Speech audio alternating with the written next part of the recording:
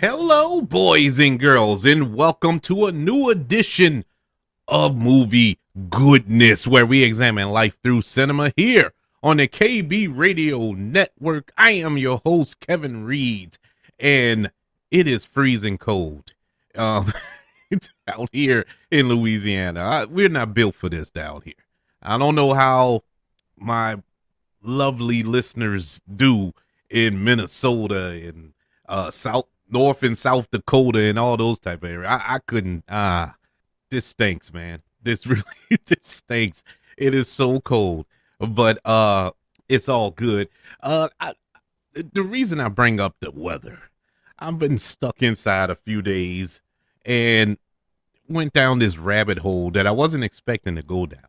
I didn't even know anything about this particular story, but once I got hooked, I was all in, and it was so intriguing. And I'm pretty sure I'm late to the party. I'm pretty sure a lot, if not all of you, have heard this story that has took the world by storm in a way. Because when I got hooked on to it, I started looking it up, and I see a lot of uh, internet chatter about it. And it is the Natalia Grace story, if you know what that's about. And it's crazy everything that took place or is taking place, because this is an ongoing issue, but it is so wild. And I started watching this docu series on Max, which it was the show originally was on, I think, Discovery or whatever the case may be, but I watched it on Max, 2 seasons of this show, and I was all in. I was like, I was sitting there just immersed in this story because I couldn't believe that this was taking place. The curious case of Natalia Grace, and the way the show is set up, you don't know who to believe. Um, everybody in it is crazy. Now, poor Natalia Grace, with all of the information that was let out, we know that she was telling some truth. There was some truth to what she was saying. But we're going to go through the whole chain of events of this particular case, and we're going to discuss a film that's related to this case. And it is none other than the 2009 psychological horror film, Orphan. And I while watching this, I was like, man, this is just like the movie. Um, I would say it was based on the movie. They were just copying what was taking place, but basically everything that took place in real life regarding Natalia Grace is it's around the same time as the movie came out, but it's not. It's similar, but it's not, if that makes any sense. But that's the film we're going to review in a few after we discuss this insane real life story.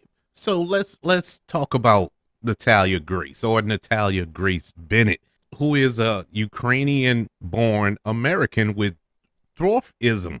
She's a dwarf, she has this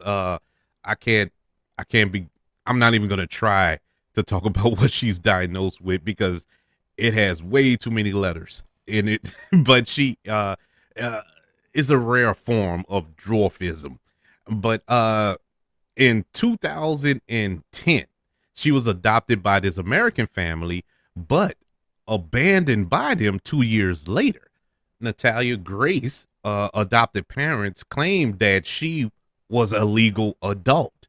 And in 2012, they successfully sought a court order legally changing her birth year from 2003 to 1989.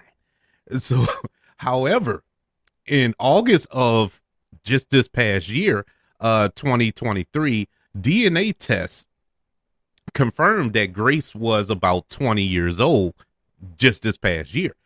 So, which means she was around 9 years old when her adopted parents abandoned her.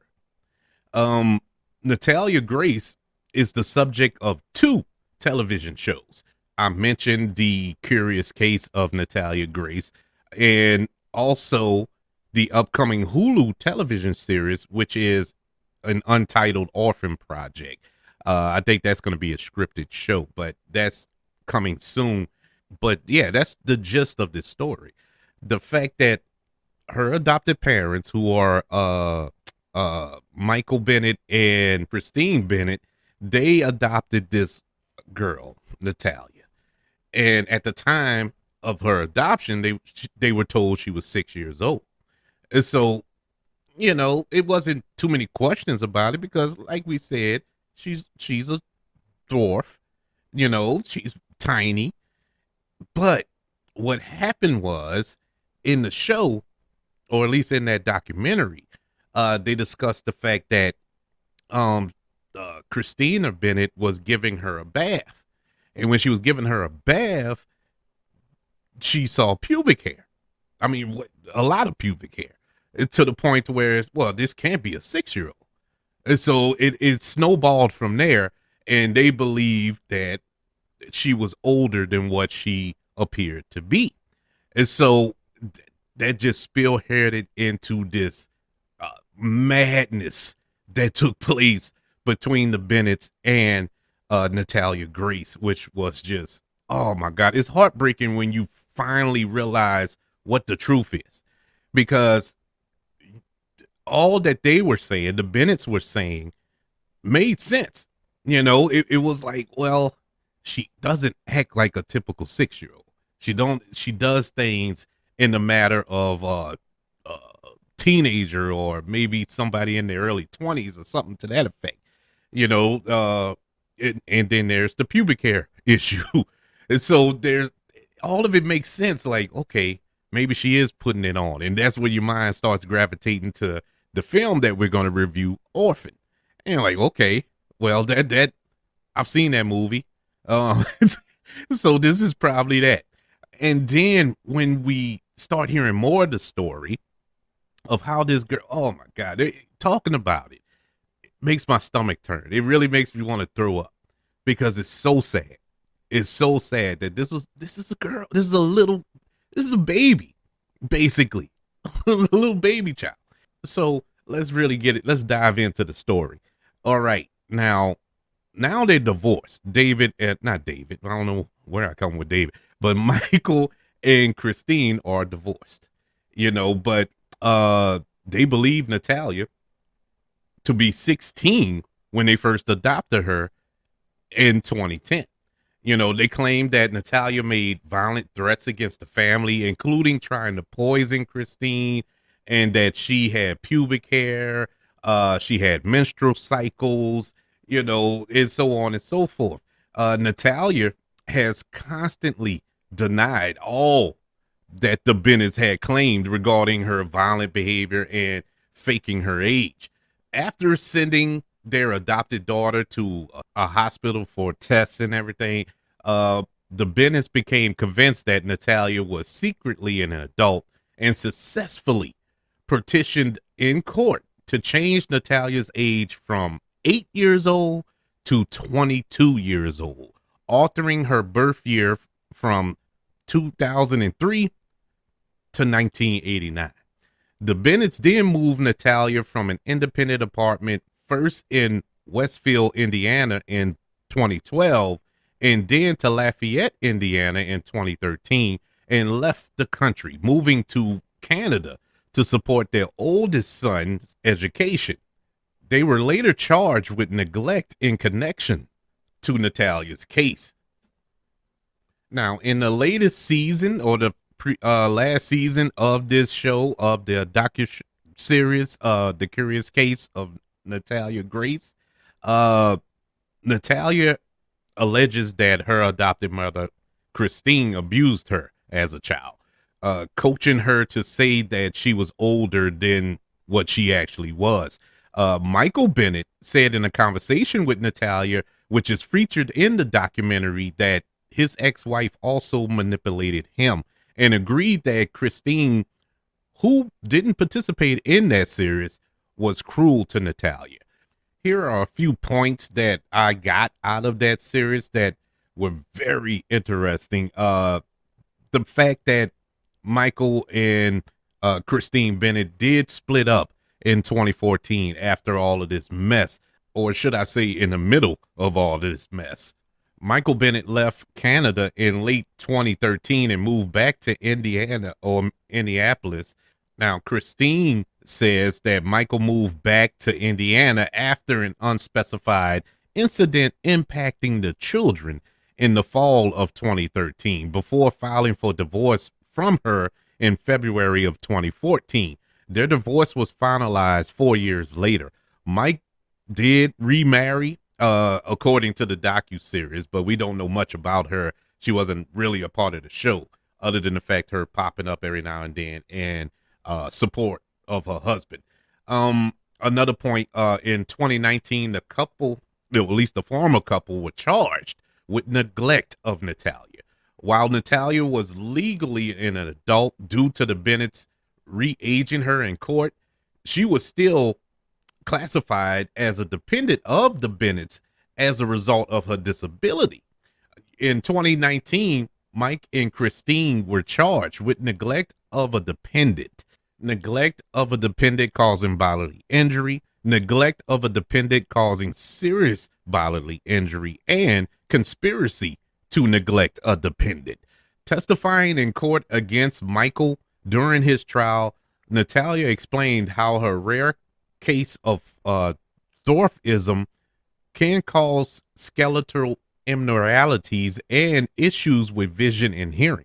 According to Natalia, she was unable to bathe herself or use a washing machine due to her mobility issues, and mostly ate only instant noodles, pizza, and peanut butter and jelly sandwiches while living on her own in Indiana. Involving the case against Michael Bennett, because they were charged separately. They had two separate trials. Michael Bennett was acquitted of neglect charges after a jury trial in October of 2022. In the docuseries, Natalia said that Michael reached out to her to speak after the gag order was lifted.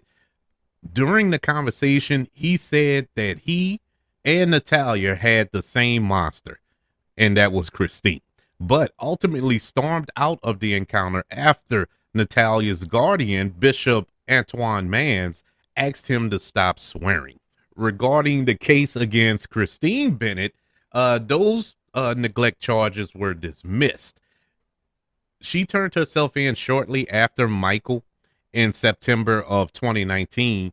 At the time, her jail records showed that she lived in Florida, though the charges were listed in Indiana. In March of 2023, a judge signed an order to dismiss the charges against Christine, citing insufficient evidence at trial to prove the charges in this case beyond a reasonable doubt.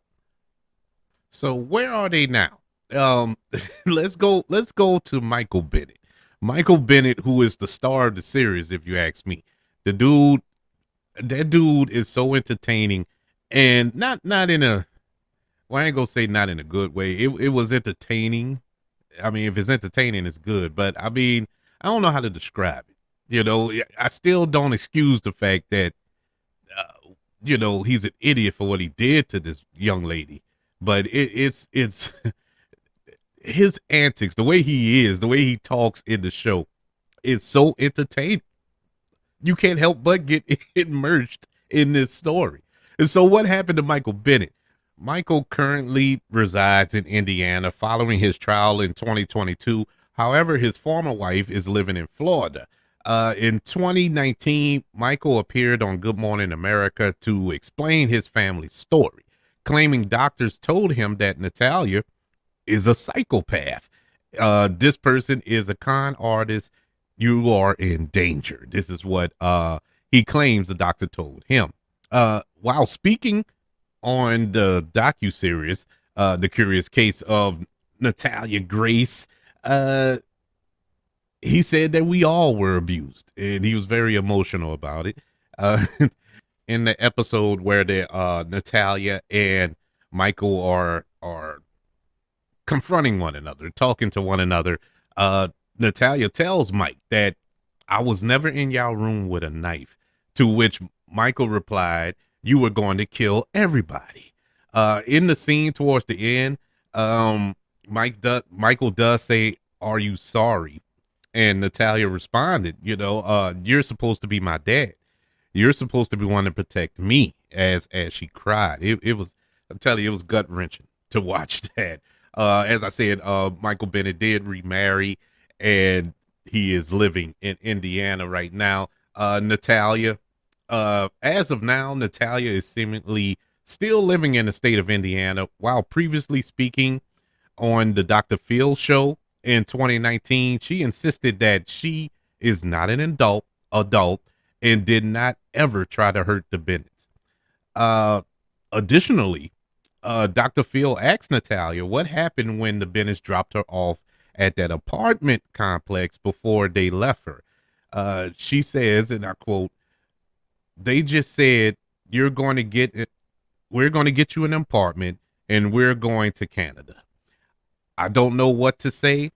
I didn't really know what was going on at first until like after it happened. I was confused. In regards of Christine Bennett, not much is known other than the fact that she's living her life in Florida.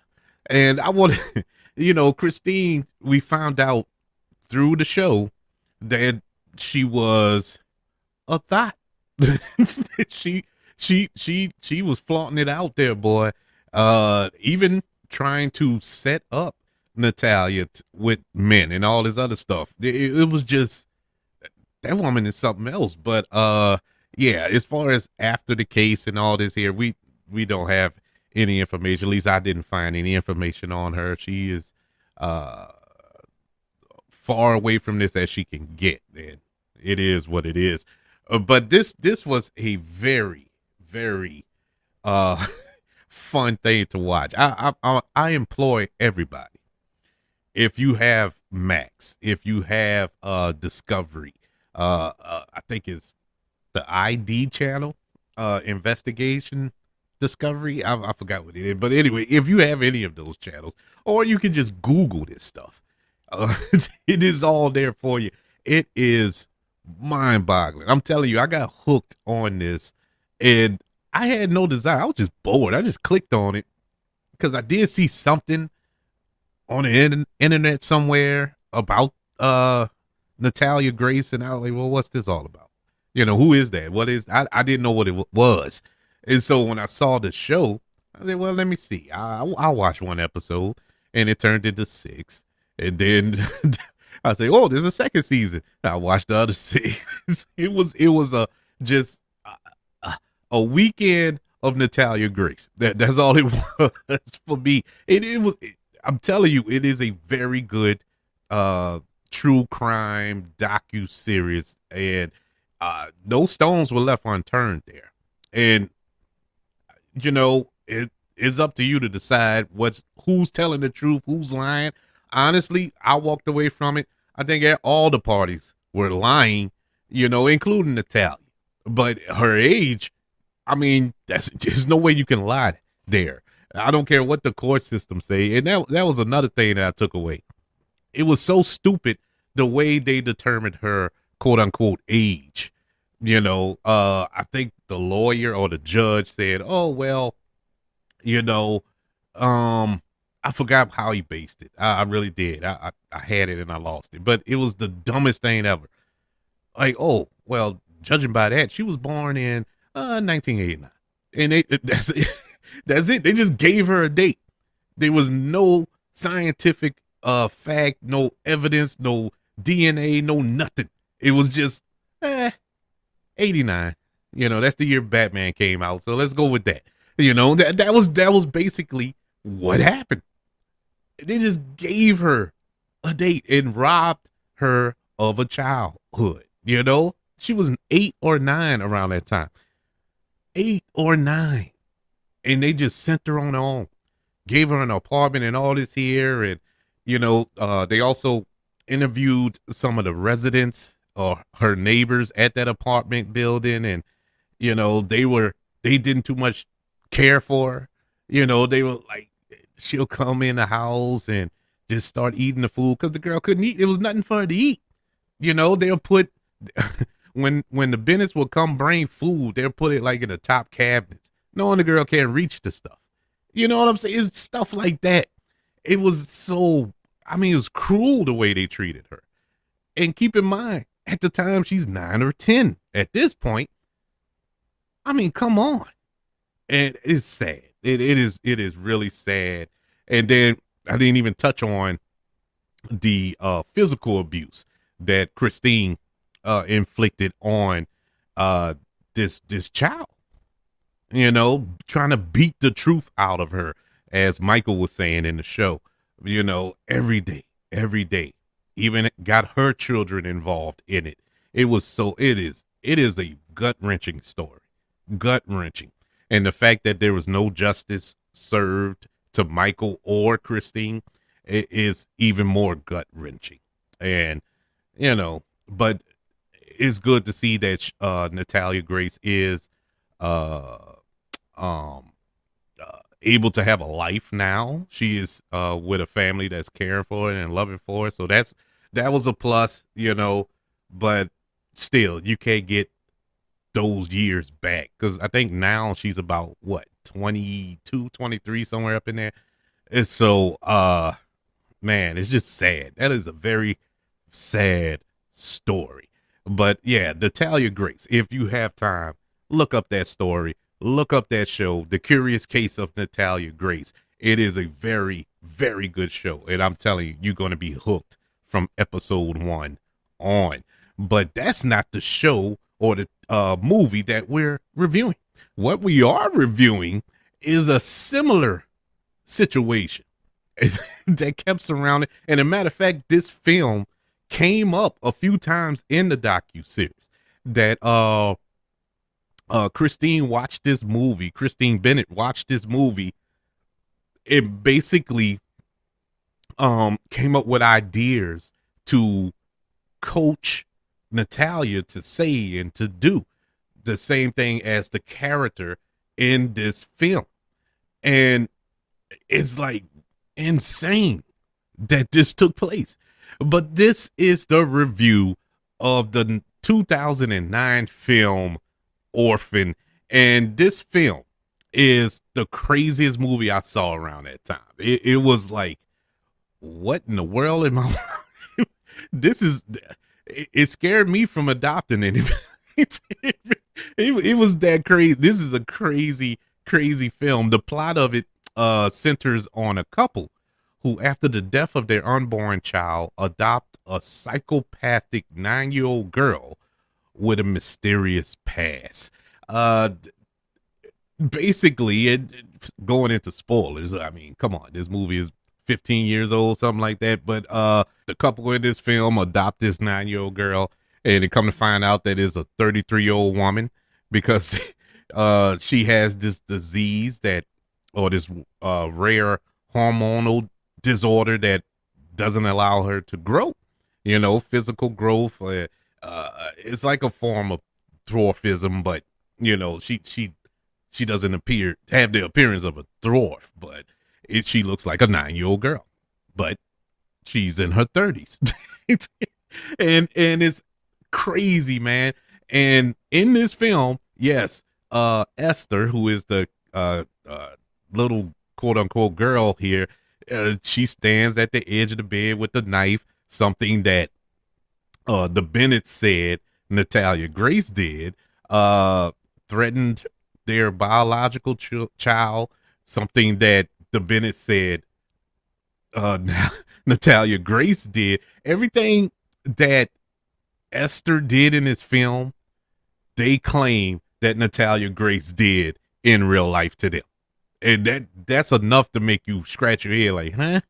It's like, nah, I know. I mean, every little detail. And they coached this little girl to say this stuff. It was wow, man. But in this film, which stars Peter Skarsgård, Vera Farmiga, Isabel Furman, is directed by Jamie Colette Sarah, who went on to direct, I mean, some uh, I mean, pick a Liam Neeson film.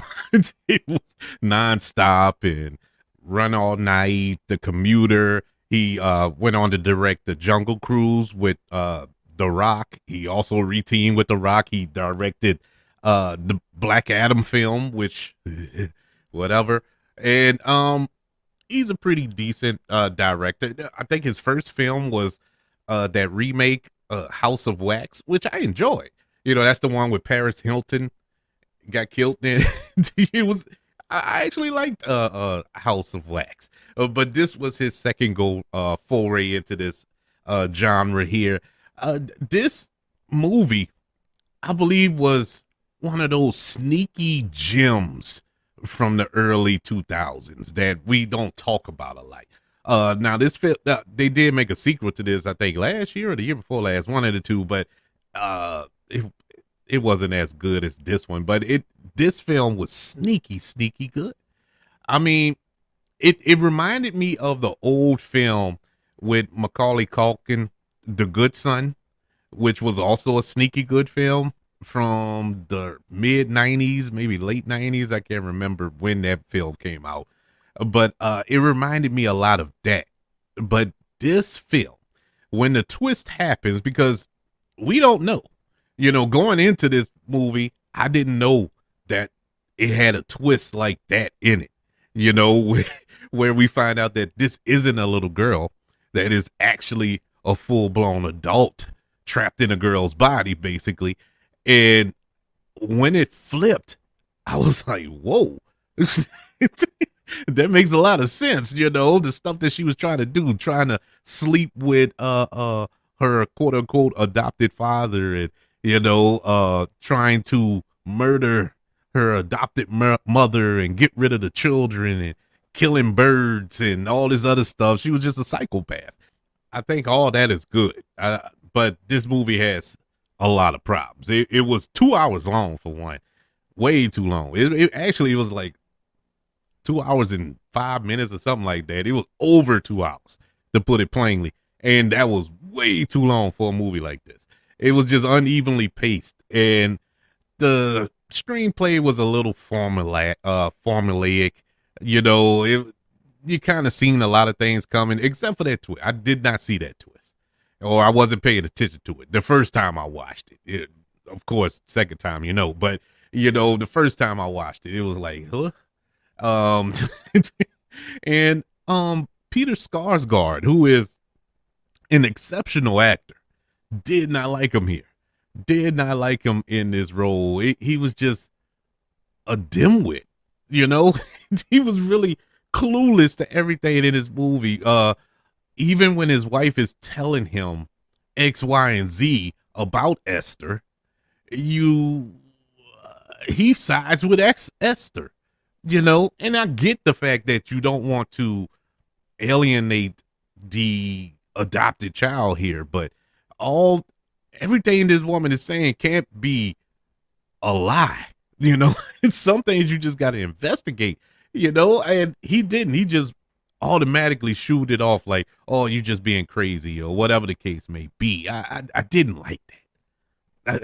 It was just stupid. He was just stupid throughout the film, and it drove me nuts how that character was. The star, of course, is Isabel Furman, who portrays Esther in this movie. For her to make the switch, for her to play a 9-year-old child and also play a 33-year-old a 33-year-old adult is great. She did a great job. Mind you, at the time of this movie being filmed, I think she was about 10 or 11 or something like that. I don't know how old exactly, but she was young. She was a child. She wasn't 33, you know. She was closer to the 9-year-old than she was to the 3. But she played it. She played it perfectly. Awesome job by her. The dark humor in this film worked. The scares were earned. Yeah, that was that was pretty much it. It wasn't any type of horror film that reinvented the wheel or anything, but for the most part, it did its job. It was what it was. I think it just drug way too long, and it was it was unevenly paced. I think it had too much in the fire that didn't need to be in the fire. They should have just stuck to what brought us here, and that was this orphan that was a psychopath, and we went from there. But overall, it was what it was. Orphan from 2009 gets a letter grade of a C minus. Yeah, it was what it was.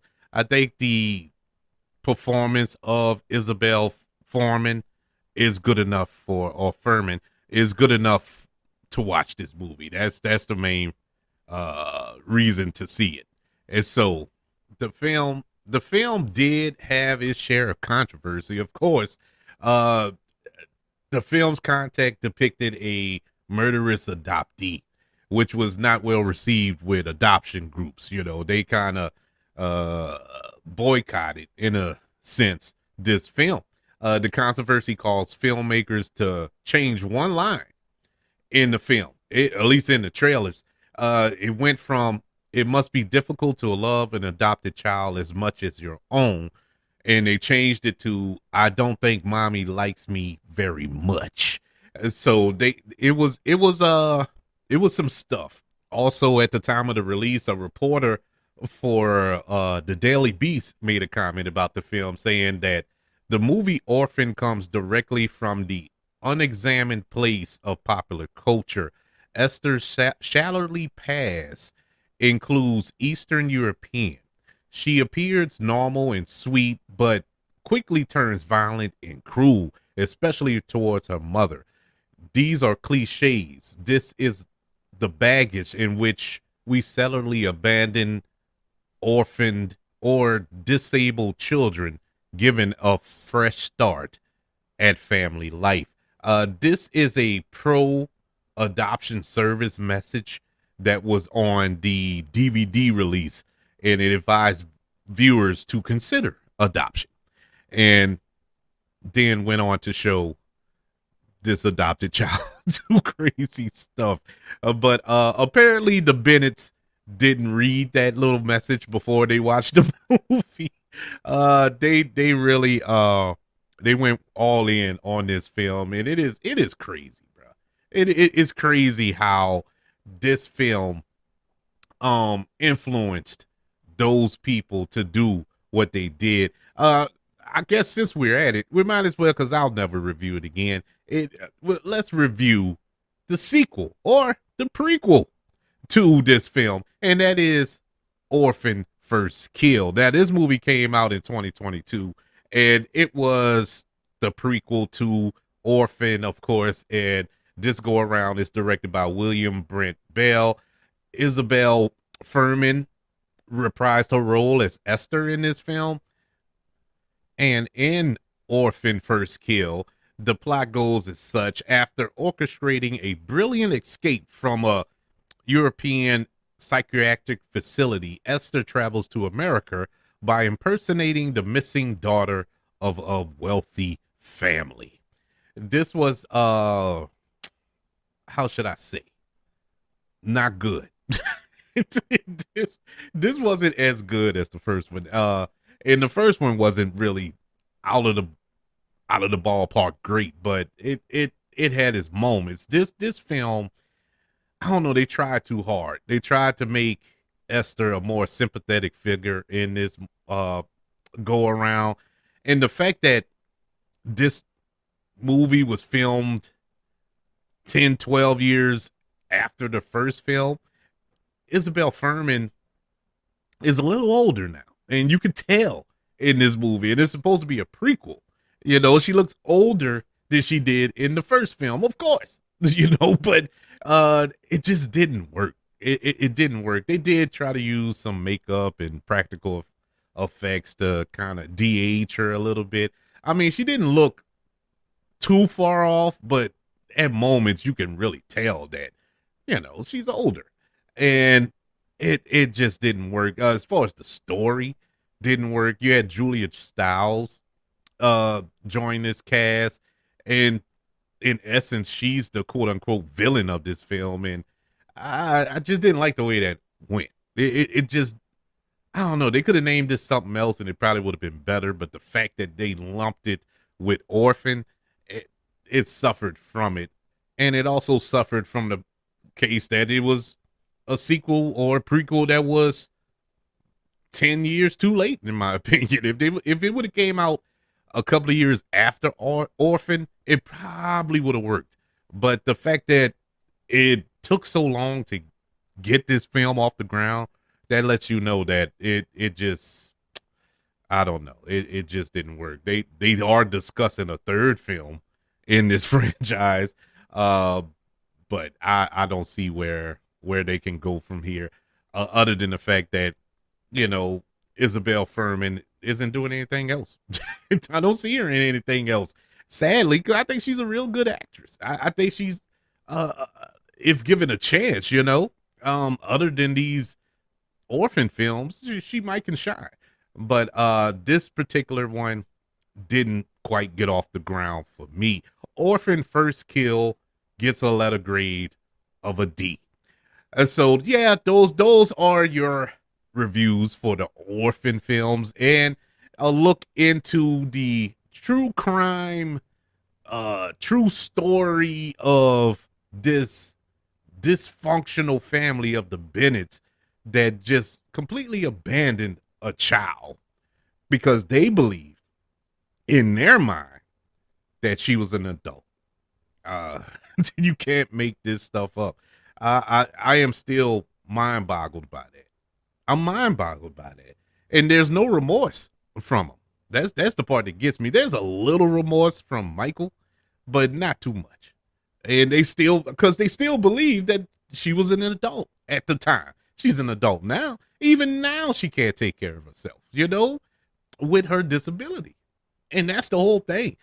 You take away, and that's what the courts, well, not the courts, but their attorneys were expressing more than anything, the fact that we're going to take the age thing and put that to the side. Let's just focus on what's in front of us, and that's her disability. But yet and still, this court system still couldn't get those two convicted. But in any event, I would like to know, did you know anything about the Natalia Grace case, or did you read about it? Did you watch the documentary, or is this your first time hearing about it? I would love to know your thoughts, and are you planning to do a little research into this case? It's very interesting, people. I'm telling you, look it up. You can tell me by email, kbradiopodcast@gmail.com. You can also talk to me on social media. Just search for the KB Radio Network. Also, everybody, don't forget, I'm on YouTube. Subscribe to the KB Radio Network channel and like this video if you don't mind. As well, don't forget about the 5 stars, the reviews, and sharing this show. If you're listening on Apple Podcasts, Spotify, iHeartRadio, wherever you are currently listening to movie goodness here on the KB Radio Network. Everybody, thank you for joining me for this little dive into the curious case of Natalia Grace. Want you all to know that I love you. Continue to love everyone. And until we speak again, you all be blessed.